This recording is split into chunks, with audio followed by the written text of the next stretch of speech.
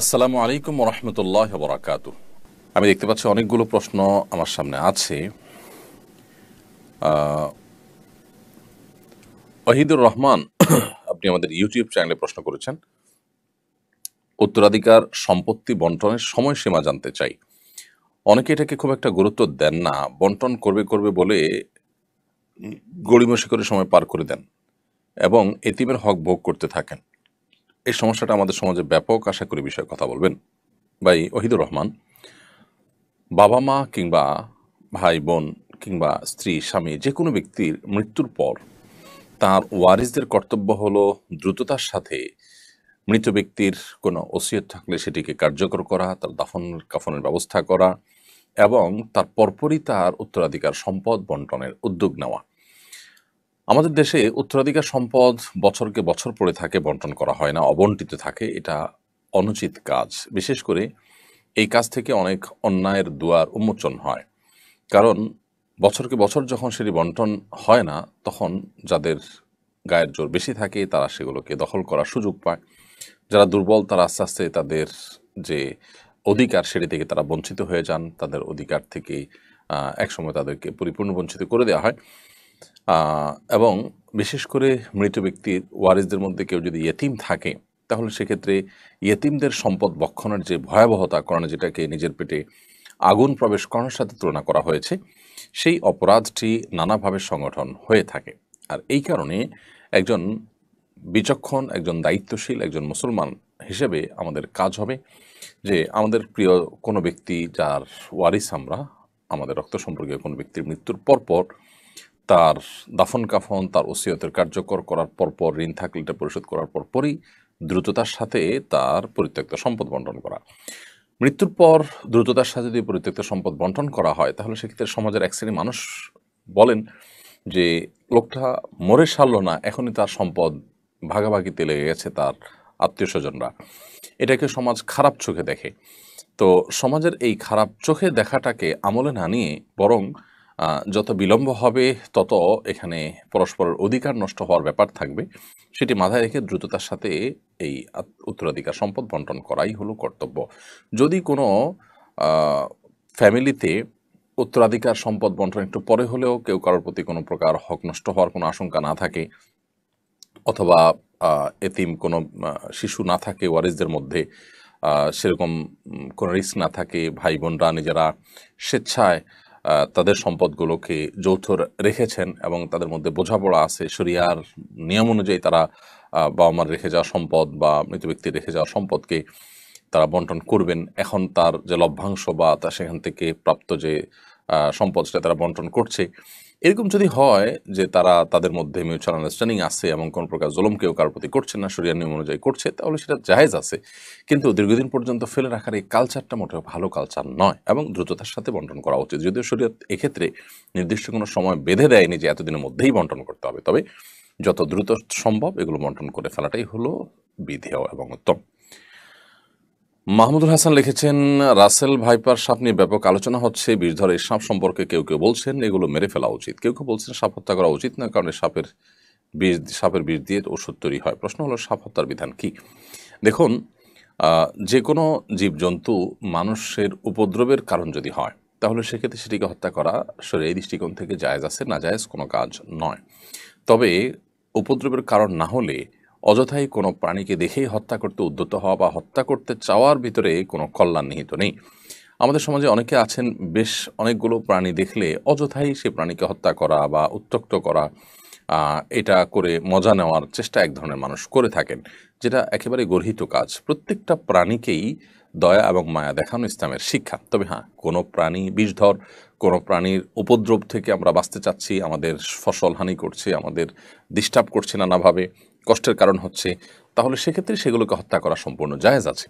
তারই অংশ হিসাবে বিষধর কোনো সাপ যদি হত্যা করার প্রয়োজন হয়, যেটি আমাকে কামড় দিতে পারবে বা অন্য কাউকে কামড় দিতে পারে বা ক্ষতিগ্রস্ত হওয়ার আশঙ্কা আছে, সেই জায়গা থেকে হত্যা করতে চাইলে সেটি জায়েজ আছে। তবে সাপের অনেক সাপ আছে যে সাপগুলো মূলত জিন সাপের আকৃতি ধরে থাকে, শয়তান সাপের আকৃতি ধারণ কথাও বিভিন্ন হাদিসে বর্ণিত আছে। এক্ষেত্রে যদি সে জিন হয়ে থাকে সে যেন চলে যায়, এই মর্মে 3 বার বলে তারপর যদি তার অনিষ্ট থেকে বাঁচার জন্য হত্যা করার প্রয়োজন হয়, হত্যা করার জায়েজ আছে, সে মর্মে হাদিসে বর্ণনা রয়েছে। তার মানে কোনো সাপ যদি কোনো জিন যদি সাপের আকৃতি ধারণ করে থাকে তাহলে সে নিজ দায়িত্বে চলে যাবে যদি আপনি ৩ বার তাকে বলে থাকেন। আর যদি না যায় তাহলে সেক্ষেত্রে সে জিন নয় বরং প্রকৃতই সাপ, সেটি আপনি জেনে তাকে চাইলে হত্যা করতে পারেন যদি তার ক্ষতি থেকে আপনি নিজেই বা অন্য কাউকে বাঁচার প্রশ্ন থাকে। আর যদি সেরকম কোনো প্রশ্ন না থাকে, যেটি বললাম যে অহেতুকই যে কোনো প্রাণী হত্যা করার ব্যাপারে শরীয়ত আমাদেরকে উৎসাহ দেয় না। আর সাপের বিষ দিয়ে ওষুধ তৈরির কথা যেটি বলছেন, যে বন্য সাপ দিয়ে সাধারণত ওষুধ বানানো হয় বলে আমার জানা নেই। ওষুধ বানানোর জন্য আলাদা খামারে সাপ পোষা হয়, পালিত হয়, সেখান থেকে সেগুলো থেকে ওষুধ তৈরি করা হয়। অতএব এই বন্যা, রাস্তাঘাটে, খালে বিলে চলা সাপ ধরে ধরে তার ওষুধ তৈরি করা হয় না। এগুলো মানুষের উপদ্রবের কারণ হলে সেগুলোকে ক্ষতির কারণ হলে সেগুলোকে হত্যা করাতে শরীর দৃষ্টিকোণ থেকে মৌলিকভাবে নিষেধাজ্ঞা নেই। তবে ওই যে মূলনীতি মাথায় রাখতে হবে যে অহেতুক কোনো প্রাণীকে হত্যা করা বা দেখলেই সেটাকে তাড়িয়ে বেড়ানো অথবা উত্ত্যক্ত করা, অনেক প্রাণী ক্ষেত্রেই আমাদের সমাজে অনেককে দেখা যায় এগুলো করে তারা মজা পেয়ে থাকেন, যেটা অনুচিত এবং নির্মমতা কিছুটাও। মোহাম্মদ আবু তালেব আপনি লিখেছেন, হাজী সাহেবগণ মোয়াল্লিম বা এজেন্সির জমজমের পানি সরবরাহ করছেন। হাজী সাহেবগণকে মোয়াল্লিম বা এজেন্সি জমজমের পানি সরবরাহ করেছেন। এই পানি না খেয়ে কোনো হাজী সাহেব যদি দেশে নিতে চান সেটা ঠিক হবে কিনা? সম্পূর্ণ ঠিক আছে।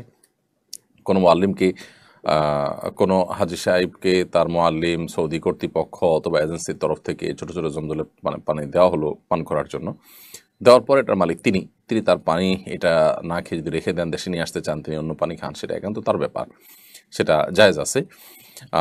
বিমানে পরিবহন করার ক্ষেত্রে এটা যদি সেফটির সাথে, নিরাপত্তার সাথে আনা হয়, যে অন্যের লাগেজ বা নিজের লাগেজ সেখান থেকে ক্ষতিগ্রস্ত হওয়ার সম্ভাবনা থাকবে না, সেরকম দায়িত্বশীলতার সাথে যদি কেউ আনতে চান সেটা আনতে পারেন, তার ব্যাপার। যদিও সাধারণত বিমান কর্তৃপক্ষ থেকে নির্দেশ না থাকে এগুলো না আনার জন্য, কারণ এতে পানি বোতল ফেটে অন্যদের বা নিজের মালামাল ক্ষতিগ্রস্ত হতে পারে সেই জায়গা থেকে। তো সেরকম আশঙ্কা থাকলে সেটা করা উচিত হবে না, কারণ আমি এমন কোনো কাজ করা জায়েজ হবে না যে কাজ দ্বারা আমি নিজে কিংবা অন্য কেউ ক্ষতিগ্রস্ত হতে পারি না। নবী সাল্লাল্লাহু আলাইহি ওয়াসাল্লাম বলেছেন, লা দারারা ওয়ালা দিরারা, নিজে কিংবা অন্য কারো ক্ষতি করার কোনো সুযোগ ইসলামে নেই।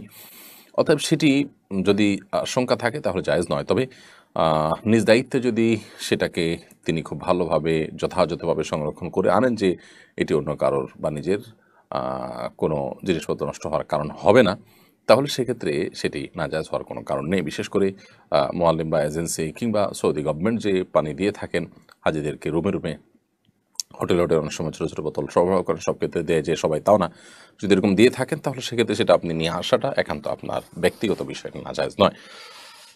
তামান্না চাঁদনি আপনি লিখেছেন, আমার পরিবারের কাউকে না জানিয়ে বিয়ে করেছে, এজন্য আব্বু তাকে ঘর থেকে বের করে দিয়েছেন। এই পরিস্থিতিতে আব্বুর আসলে কি করা উচিত ছিল?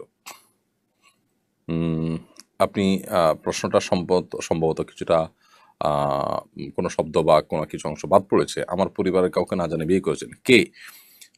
আপনার বোন কিংবা ভাই কেউ আপনার পরিবারের কাউকে না জানিয়ে বিয়ে করেছেন, এজন্য আপনার বাবা তাকে ঘর থেকে বের করে দিয়েছেন। ব্যাপারটা যদি এরকম হয় তাহলে আমি বলব যে বাবার কি করা উচিত ছিল এটি নির্ভর করে যে আসলে ঘটনা কি ঘটেছে তার উপরে। যদি সন্তানদের কেউ বাবা মাকে না জানিয়ে বিয়ে করেছে এবং বিয়ে করা তাদের জন্য জরুরি ছিল না, এবং আজকাল যে বিবাহ বহির্ভূত অবৈধ সম্পর্ক হয়ে থাকে, হারাম রিলেশন হয়ে থাকে, সে হারাম রিলেশনটাই চূড়ান্ত রূপ নিয়ে বিয়ে পর্যন্ত ঠেকেছে, অথচ এটি অপাত্রে হয়েছে এবং যথাযথ জায়গায় হয়নি, এবং আপনার এমন কাজ করে বসেছে সন্তান যেটি আসলে কোনোভাবেই তার ফ্যামিলির সাথে যায় না, অথবা দিনদারিতার ক্ষেত্রে ঘাটতি আছে, অর্থাৎ যৌক্তিক কোনো গ্রাউন্ড যদি থাকে এক্ষেত্রে, তাহলে বাবা মার আপত্তি করার স্কোপ আছে। কুফু বা সামঞ্জস্য বিয়ের ক্ষেত্রে রক্ষা করাটা সুন্নাহ। যদি কুফু বা সামঞ্জস্য এটি রক্ষা না করা হয় তাহলে সেক্ষেত্রে অভিভাবকদের সেখানে আপত্তি তোলার শরীরাই দৃষ্টিকোণ থেকে সুযোগ এবং অধিকার রয়েছে। সেই জায়গা থেকে বাবা কিন্তু আপত্তি তুলতে পারেন সন্তানের বিয়ের ক্ষেত্রে, এরকম বিয়ের ক্ষেত্রে। আর যদি সেরকমটি না থাকে তাহলে সেক্ষেত্রে বাবার আপত্তি তোলা উচিত নয়।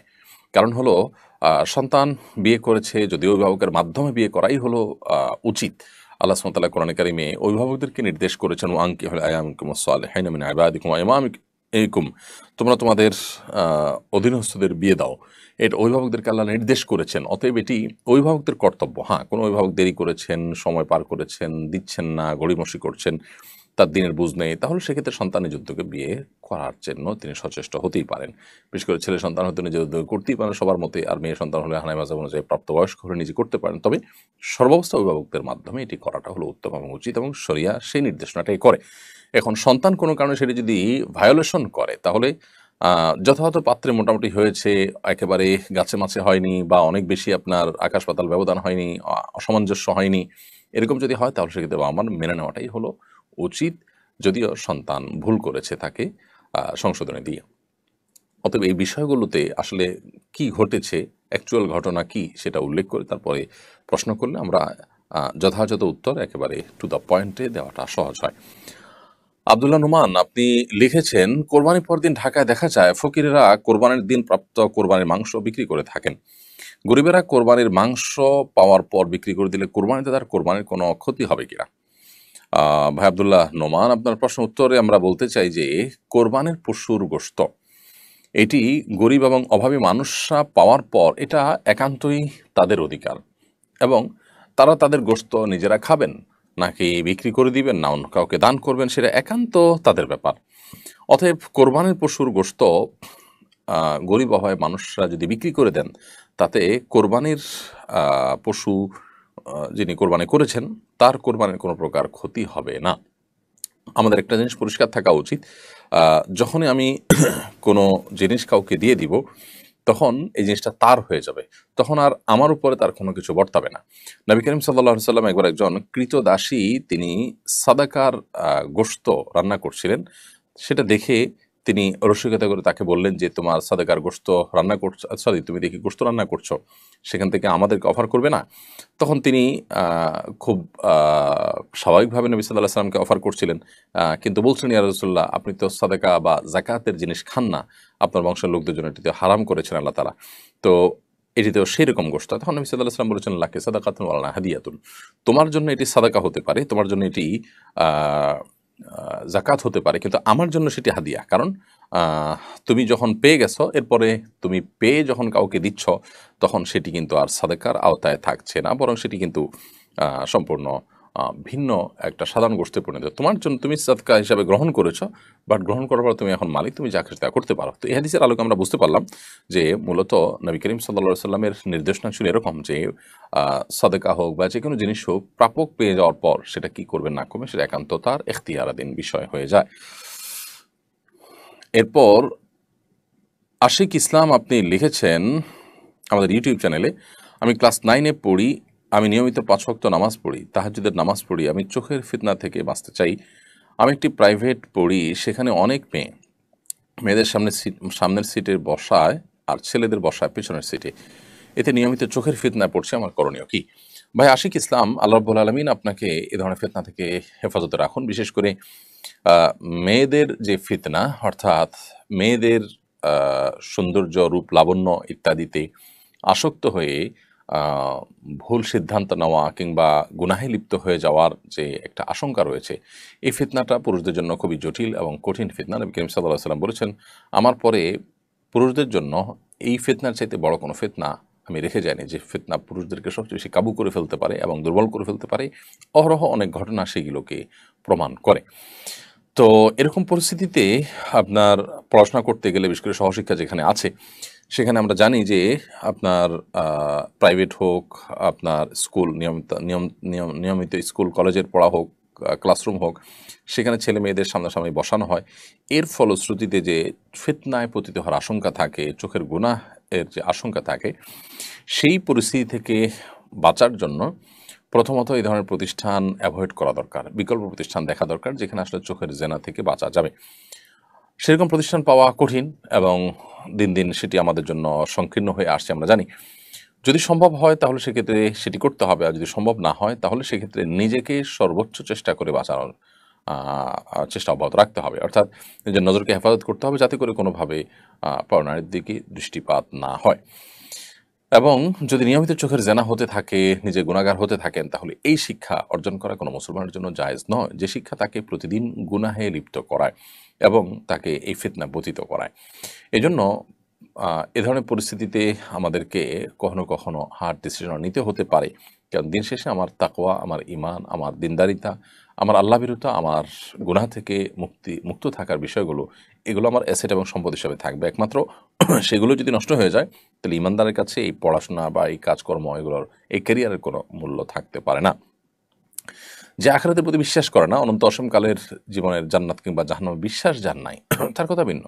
যেটা বিশ্বাস করে, সে নিজেকে অনন্ত অসীমকালের ক্ষতির মুখোমুখি করে খুব সীমিত সময়ের, সীমিত কিছু বছরের সুখ শান্তি, তাও সেটা সম্ভাবনা আছে, নাও হতে পারে, এরকম একটা বিষয়ের বিনিময়ে সে নিজের অনন্তকালের দুঃখকে কখনো নিজের করে নিতে পারে না। সেজন্য এ ধরনের পরিস্থিতিতে আমাদের সর্বোচ্চ তাকওয়ার পরিচয় দিতে হবে। আল্লাহ তাআলা আমাদেরকে তৌফিক দান করুন। জিয়াদ লিখেছেন, হজ থেকে ফেরার পর 40 দিন নাকি দোয়া কবুল হয়, এটা কি সত্য? হজ থেকে ফেরার পর হাজী সাহেবদের 40 দিন পর্যন্ত দোয়া কবুল হয় মর্মে একটি কথা আমাদের সমাজে প্রচলিত আছে। এই বিষয়ে আমরা এর আগেও বারবার বিভিন্ন জায়গায় প্রশ্ন উত্তর দিয়েছি। মূলত এরকম কোনো কথা কোরআন অথবা হাদিসের কোথাও পাওয়া যায় না যে হাজী সাহেবগণ হজ থেকে ফিরে আসার পর 40 দিন পর্যন্ত তাদের দোয়া কবুল হতে থাকে। তবে হ্যাঁ, এটা ঠিক যে হাজী সাহেবগণ যখন হজ থেকে ফিরে আসেন, তখন তাদেরকে ইস্তেকবাল করা, তাদেরকে অভ্যর্থনা জানানো, তাদেরকে ওয়েলকাম করা, তাদেরকে এগিয়ে আনা এবং তাদের কাছে দোয়ার জন্য যাওয়া, এগুলো সালাফের আমল থেকে প্রমাণিত, স্বয়ং নবী করিম সাল্লাল্লাহু আলাইহি ওয়াসাল্লাম থেকেও প্রমাণিত। নবী করিম সাল্লাল্লাহু আলাইহি ওয়াসাল্লাম যখন হজ করে ফিরে এসেছেন, সাহাবীদের কেউ কেউ তাকে অভ্যর্থনা জানিয়েছেন, তার সাথে সাক্ষাৎ করেছেন, এগুলোকে নবী সাল্লাল্লাহু আলাইহি ওয়াসাল্লাম ডিনাই করেননি। এখান থেকে বোঝা যায় যে হজ থেকে ফিরে আসা মানুষ, তিনি যদি সঠিক পদ্ধতিতে মাবরুর হজ করে থাকেন, তাহলে আল্লাহ তাআলা তাকে নিষ্পাপত্য দান করেছেন। তিনি অনেক ইবাদতের তৌফিক পেয়েছেন, কষ্টসাধ্য ইবাদত করেছেন, ইসলামের একটা গুরুত্বপূর্ণ রোকন সম্পাদন করে এসেছেন। তো এই জায়গা থেকে তাকে অভ্যর্থনা জানানো বা তাকে অগ্রসর করে নিয়ে আসা বা তার কাছ থেকে দোয়া চাওয়া, এই জিনিসগুলো মৌলিকভাবে কোরআন এবং হাদিসের আলোকে নিষিদ্ধ কোনো বিষয় না, এবং সালাফের আমল দ্বারা এটি অনুমোদিত একটি জায়েজ বিষয় প্রমাণিত হয়। তবে 40 দিন পর্যন্ত এরকম দিন ফিক্স করে এতদিন পর্যন্ত তার দোয়া কবুল হয়, এরকম কোনো কথা কোরআন হাদিসে কিন্তু বলা নেই। জাহিদুল ইসলাম আপনি লিখেছেন, তরুণদের মধ্যে ক্যারিয়ার নিয়ে হতাশা দিন দিন বেড়েই চলেছে। হতাশার বাই প্রোডাক্ট আত্মহত্যা, কিভাবে হতাশা বা খারাপ দুশ্চিন্তা থেকে মুক্ত থাকব? হতাশা থেকে মুক্তির কোনো আমল আছে কিনা? ভাই জাহিদুল ইসলাম, হতাশা বেড়ে চলেছে, অথচ আমাদের সুখের উপকরণগুলোও দিন দিন আমাদের হাতের নাগালে আসছে এবং বৃদ্ধি পাচ্ছে। অর্থাৎ একদিকে আমরা দেখতে পাচ্ছি যে অবকাঠামোগত এবং অন্যান্য দিক থেকে উন্নতি, অগ্রগতি হচ্ছে, আবার অপরদিকে মানুষের মধ্যে হতাশা এবং ডিপ্রেশনের পরিমাণও বাড়ছে। এর কারণ কি? এর অন্যতম প্রধান কারণ হলো মানুষের ভিতরে আখিরাতমুখিতা কমে যাওয়া। একজন মানুষ যখন আখিরাতমুখী থাকেন, একজন মানুষ যখন আখিরাতে বিশ্বাসী থাকেন, তখন হতাশা তাকে কোনো অবস্থাতে গ্রাস করতে পারে না। কারণ আল্লাহ সুবহানাহু ওয়া তাআলা বলেছেন, ওয়ালা ইয়াইআস মির রাউহিল্লাহি ইল্লাল কওমুল কাফিরুন, কোনো পরিস্থিতিতে আল্লাহর রহমতের আশা ছেড়ে দেওয়া, ডিপ্রেসড হয়ে যাওয়া, এটা কাফির ছাড়া কারোর সাথে মানায় না, কারোর সাথে যায় না এটা। অর্থাৎ ঈমানদারদের সাথে এটা শোভনীয় নয়। কারণ ঈমানদার তিনি তো সর্বাবস্থা আল্লাহর প্রতি ভরসা রাখবেন। তার যদি দুনিয়া সব শেষ হয়ে যায়, কিছু আসে জানা যে তার আখিরাতটা ঠিক থাকে। অতএব এটি দৃষ্টিভঙ্গির ব্যাপার। যার কাছে আখিরাতের কোনো মূল্য নেই, যার কাছে দুনিয়াই সবকিছু, তার দুনিয়ার কোনো কিছু যখন হাতছাড়া হয়ে যাবে, দুনিয়ার সব কিছুতে ব্যাটেবল হবে না, তখন সে ডিপ্রেসড হয়ে যাবে। আপনি দেখুন, পশ্চিমা পৃথিবীতে, পশ্চিমা দুনিয়াতে বা পৃথিবীর উন্নত দেশগুলোতে তাদের উন্নতি অগ্রগতির যে প্যারামিটারগুলো আছে, সবগুলো প্যারামিটারে তারা এগিয়ে আছে। এরপরও তাদের মধ্যে সর্বস্তরের মানুষ, বিশেষ করে কিশোরদের মধ্যে পর্যন্ত ডিপ্রেশন এবং হতাশার পরিমাণ দিন দিন ভয়াবহ আকারে বেড়ে চলছে। আত্মহননের পথে পা বাড়ানোর সংখ্যা প্রতিনিয়ত তরতর করে বাড়ছে এবং ভয়াবহ আকার এবং রূপ ধারণ করছে। অনেক দেশে সরকার বাধ্য হয়ে আত্মহত্যার বৈধতা দিয়ে দিচ্ছে, যে কেউ চাইলে আত্মহত্যা করতে পারেন যথাযথ নিয়মে। তো এই যে ব্যাপারগুলো, এগুলো থেকে প্রমাণিত হয় যে আসলে জাগতিক যত উন্নতি হোক না কেন, এগুলো মানুষকে আসলে প্রকৃত অর্থে যে প্রশান্তি, মানসিক সুখ, সেটি আসলে দান করে না। আর মানসিক সুখ যদি না থাকে, তাহলে সুখের সমস্ত উপকরণ থেকেও আসলে 2 পয়সার কোনো মূল্য নেই। গোটা পৃথিবীর শান্তির পথে, মানসিক প্রশান্তির পথে আসার মূল মন্ত্রই হলো আল্লাহর প্রতি ঈমান, আখিরাতের প্রতি ঈমান। এবং আখিরাতের প্রতি ঈমান যত বেশি সুদৃঢ় থাকবে, আল্লাহর প্রতি ঈমান যত সুদৃঢ় থাকবে, হতাশা তত দ্রুততার সাথে মানুষ থেকে কেটে যাবে। অতএব ঈমানদারের কাছে ক্যারিয়ারের চাইতে গুরুত্বপূর্ণ তার আখিরাত ইমানদারের চাইতে দুনিয়ার ইমানদারের কাছে দুনিয়ার যে কোনো উন্নতি অগ্রগতির চাইতে অনেক বেশি গুরুত্বপূর্ণ তার আখিরাতের উন্নতি অগ্রগতি। অতএব সেই দৃষ্টিভঙ্গি যখন আমরা লালন করব বা সেই দৃষ্টি থেকে যখন আমরা বিবেচনা করব, তখন আমাদের কাছে হতাশা আর খুব একটা স্থান পাওয়ার কথা নয়। তারপরে নবী করিম সাল্লাল্লাহু আলাইহি সাল্লামের শেখানো দোয়া আমরা আমল করতে পারি যদি কখনো আমাদের কোনো ক্ষেত্রে দুশ্চিন্তা ঝেঁকে বসে। আল্লাহুম্মা ইন্নী আউযু বিকা মিনাল হাম্মি ওয়াল হাযান। আল্লাহ আপনার কাছে দুশ্চিন্তা এবং পেরেশানি থেকে আমরা পানা চাই, মুক্তি চাই, এগুলো যেন আমাদেরকে গ্রাস না করে। ওয়া আউযু বিকা মিনাল আজজি ওয়াল কাসাল। আপনার কাছে আমরা অক্ষমতা এবং অলসতা থেকে পানা চাই। ওয়া আউযু বিকা মিন গালাবাতিদ দাইনি ওয়া কাহরির রিজাল। এবং আপনার কাছে আমাদের ঋণের বোঝা ভারী হয়ে যাওয়া থেকে কিংবা মানুষ আমাদের উপরে চড়াও হোক এরকম কোনো পরিস্থিতি থেকে আমরা আপনার কাছে পানা চাই, মুক্তি চাই। এরকম দোয়া আমরা পাঠ করতে পারি। আল্লাহুম্মা ইন্নী আউযু বিকা মিনাল হাম্মি ওয়াল হাযান ওয়া আউযু বিকা মিনাল আজজি ওয়াল কাসাল ওয়া আউযু বিকা মিন গালাবাতিদ দাইনি ওয়া কাহরির রিজাল।